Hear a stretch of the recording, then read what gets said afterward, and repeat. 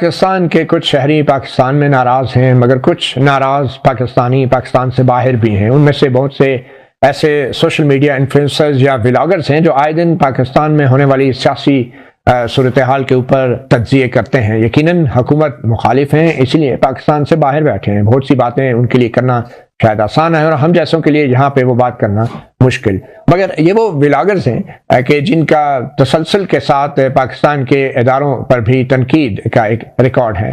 ان میں سے دو ولاگرز عادل راجہ جو فوج کے ریٹائرڈ میجر ہیں اور بیرسٹر شہزاد اکبر جو پاکستان تحریک انصاف کے ایک رہنما ہیں اور خود ساختہ جلاوطنی اختیار کر رکھی ہیں۔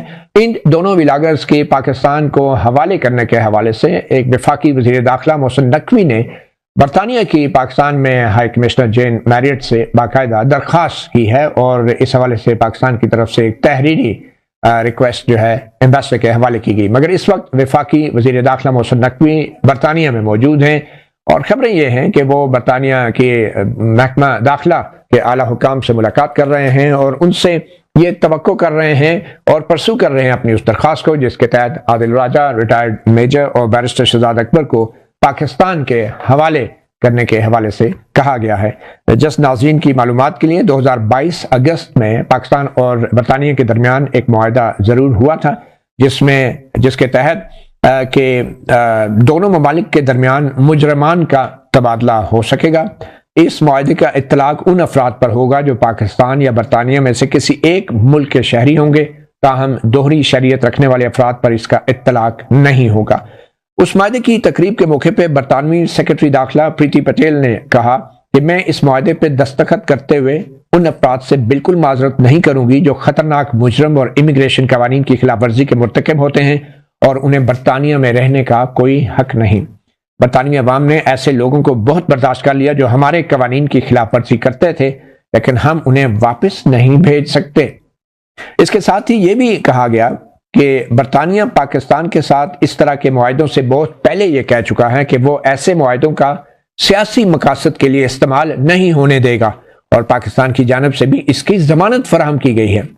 جون 2019 میں اس وقت کے وزیر خارجہ شاہ محمود قریشی کے ساتھ مشترکہ پریس کانفرنس میں برطانوی وزیر خارجہ نے کہا تھا کہ بہت واضح انداز میں کہنا چاہتا ہوں کہ برطانوی حکومت کے دستخط شدہ کسی معاہدے میں سیاسی بنیادوں پر حوالگی کی اجازت نہیں ہوگی۔ ان کی اس بات کی وہاں موجود پاکستانی وزیر خارجہ نے بھی تائید کی اور کہا کہ پاکستان حوالگی کے معاہدے کو سیاسی انتقام کے لیے استعمال نہیں کرنا چاہیے۔ اس ساری صورتحال پہ بات کرنے کے لیے ہمیں جوائن کیا ہے لندن میں موجود سینئر جرنلسٹ اور سما ٹی وی کے UK کے بیورو چیف جناب اظہر جاوید صاحب نے۔ اظہر جاوید صاحب بہت شکریہ، وفاقی وزیر داخلہ لندن پہنچ گئے ہیں، لگتا یوں ہے کہ وہ واپسی پر عادل راجہ اور بیرسٹر شہزاد اکبر کو اپنے ساتھ لے کر آئیں گے، کیا صورتحال ہے؟ متی صاحب بہت شکریہ۔ دیکھیے اس ساری جو صورتحال ہے یہ کوئی پہلی دفعہ نہیں ہو رہی، گزشتہ میرے خیال 20 سال تو مجھے ہو گئے اس ملک میں کئی حکومتیں آئی ہیں اور کئی حکومتوں نے اپنے جو مخالفین کہہ لیں یا پاکستان کو مطلوب لوگ ہیں ان کو لے جانے کی کوششیں یہی شہزاد اکبر صاحب کیا کرتے تھے اور آج تک ہمیں بھی یاد ہے کہ وہی انہی کا جی صحیح بات، بالکل صحیح، اور یہی لوگ ہوتے تھے، یہی فارن آفس ہوتا تھا جہاں شہزاد اکبر صاحب آتے تھے اور آ کے وہ اپنے دلائل دیتے تھے کہ ہمیں جی ساگ ڈار دے دیں۔ پھر ہمیں ناصر بٹ بھی یاد ہے، ناصر بٹ صاحب کے خلاف بھی اسی طرح سینیٹر کے خلاف ہوتا رہا لیکن ان کو بھی نہ لے جایا جا سکا۔ اب شہزاد اکبر صاحب ریسیونگ اینڈ پہ آ گئے ہیں اور دوسری طرف اسحاق ڈار صاحب کی حکومت ہے، ناصر بٹ صاحب کی حکومت ہے اور وہ کوششیں کر رہے ہیں۔ تو اس میں ایک آج اہم ملاقات ہوئی ہے، ہو گئی ہے، بلکہ محسن نقوی صاحب وزیر داخلہ ہیں، وہ foreign and common wealth office ہے یہاں پہ جو پاکستان کو دیکھتے ہیں، منسٹر ہمیش فاکنر ان کا نام ہے، ان کے ساتھ تقریباً 90 منٹ کی یہ ملاقات ہوئی ہے اور اس ملاقات کے دوران محسن نقوی صاحب نے اپنا مطالبہ دہرایا اور انہوں نے ان دونوں افراد کے حوالے سے جو ایک ڈوزیئر ہے جو برٹش ہائی کمشنر کو بھی دیا جا چکا ہے، ان کے خلاف جو مقدمات ہیں وہ سارے پیش کیے گئے اور ان کو کہا گیا کہ یہ پاکستان کی سیکیورٹی کے لیے خطرات ہیں تو اس لیے ان کو پاکستان کے حوالے کیا جائے۔ اس دفعہ ایک بات تھوڑی سی मती साहब, मैं इस हवाले से बताऊंगा कि थोड़ी सी हालात चेंज है। ये भी अब वो पहले वाला बरतानिया नहीं रहा जहां इंसानी हकूक के सबसे ऊपर होते थे। गुज़िश्ता चंद हफ्तों की जो लेजिस्लेशन है, सियासी पनाह की हो या वर्क परमिट्स या वर्क राइट्स के हवाले से, यहाँ पर सियासी हकूक को, इंसानी हकूक को बिल्कुल पसे पुश्त डाल दिया गया है। जो मेरी मालूमात है इस वक्त इस मीटिंग में जो मोहसिन नकवी साहब को एक पॉजिटिव इशारा जरूर मिला है, लेकिन वो पॉजिटिव इशारा इसलिए है कि बरतानिया को भी एक पाकिस्तान से कह लें कि एक वो भी चाहते हैं कि पाकिस्तान भी कोई 4 शहरी हैं, वो पाकिस्तान के शहरी नहीं रहे लेकिन वो कन्विक्टेड हैं ग्रूमिंग स्कैंडल में, वो उनको पाकिस्तान भेजना चाहते हैं।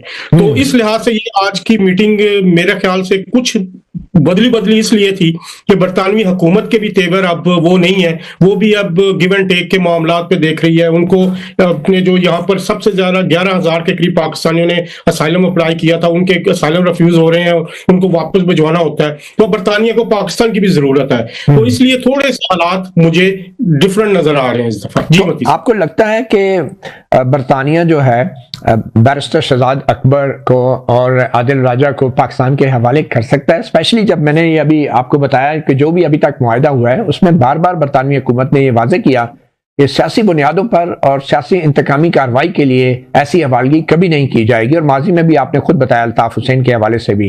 तो आपको लगता है कि बरतानिया जो है अपनी रवायात और तारीख से डिपार्ट करेगा?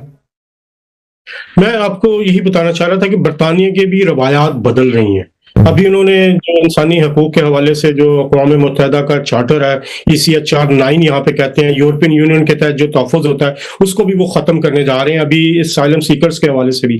लेकिन क्योंकि शहजाद अकबर साहब की फैमिली भी यहाँ पर आदिल राजा साहब की फैमिली भी। अच्छा, इन दोनों का स्टेटस क्या है वैसे? ये सियासी पनाह मांगी हुई है, ये दोहरी शरीयत है, ये क्या स्टेटस है इनका? जहाँ तक मेरी शहजाद अकबर साहब के बारे में मालूमात है, मेरा ख्याल है कि वो क्योंकि उनकी फैमिली टाइज की वजह से उनके पास शहरियत तो नहीं है, लेकिन मेरा ख्याल है कि जो मेरी मालूमात है वो सेटल स्टेटस है उनके पास।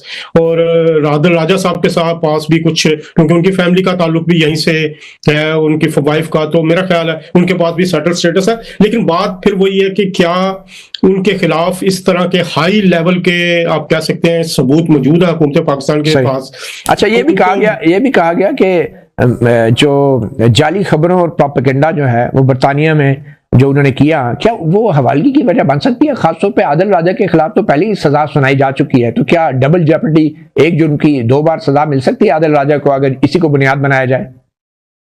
नहीं, आदिल राजा साहब के हवाले से जो पहला केस है वो कोई क्रिमिनल केस नहीं था, वो एक सिविल मैटर था, डेफेमेशन मैटर था, और वो एक डेफेमेशन सूट था जो सिविल मैटर्स में आता है। उनको किसी और मामले में सजा नहीं सुनाई गई, वो उनका एक सिविल मैटर में उनके ऊपर जुर्माना हुआ है। उनको डेफेमेशन के तहत वो मतलब ये करार पाया कि उन्होंने डेफेमेशन किया। अभी तक कोर्ट ऑफ लॉ से वो क्रिमिनल करार नहीं है यहाँ से, तो इस वक्त उनका स्टेटस भी मतलब क्रिमिनल नहीं है, शहजाद अकबर साहब का भी क्रिमिनल नहीं है। लेकिन हालात फिर वही हैं। यहाँ पर आपको याद हो राइट्स हुए थे अभी कोई 1.5-2 साल पहले, जिसमें एक बच्चियों के कत्ल के बाद